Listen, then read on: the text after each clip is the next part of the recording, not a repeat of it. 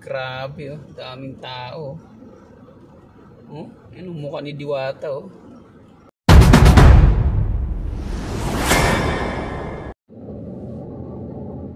So ito na mga katigasin, naka-U-turn na tayo no. Parang papasadahan lang natin, dadaanan lang natin. Yan, medyo ilis natin ng konti. Yun. So ayun nga mga katigasin, natatanaw ko na nga no. Grabe, ganito pala. Ayun oh. Ito. Daming tao. Mga sasakyan oh, paparada oh. Yun, ang pwesto ni Diwata dyan sa loob. Grabe, ganun pala no. Tindi pala no. Yan, pwesto ni Diwata dyan. Grabe, daming tao. So ayun mga katigasin, try natin ulit mga katigasin no. Try natin ulit pasadahan. Ulitin natin. Daanan natin ulit. Okay, dito na nilayo ko na yung U-turn ko. Nandito na ako nag-U-turn sa may Senate, sa harap ng Senado. Yan, Senado na yan dito sa bandang kanan ko. Senado na yan. Tapos dito sa unahan,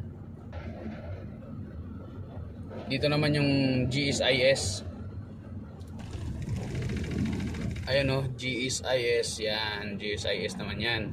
So papasadahan natin ulit yung pwesto ni Diwata no? Itong mga nakaparada na yan ay nakahiliran ng mga sakyanan. Yan. Papasok yan dun sa loob ng parkingan no? Ayun no, sisilipin lang natin ah.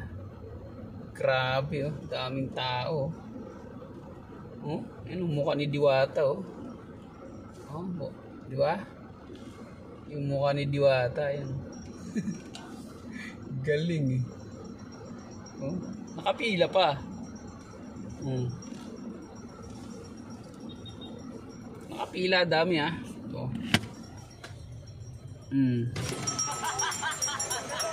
Oh, nakapila, dami. Yan.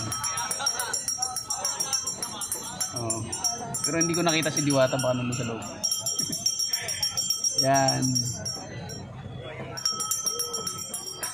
Baka nasa shooting si Diwata sa may Batang Quiapo. Dami no, grabe.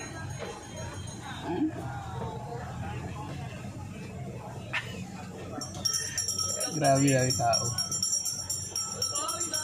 So yun lang. Yun mga katigasin, grabe no.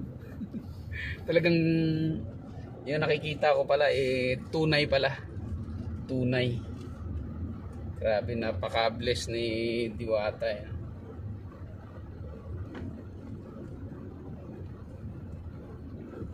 Ganun talaga pagka kung gaano katindi ang hirap na pinagdaanan mo noon no?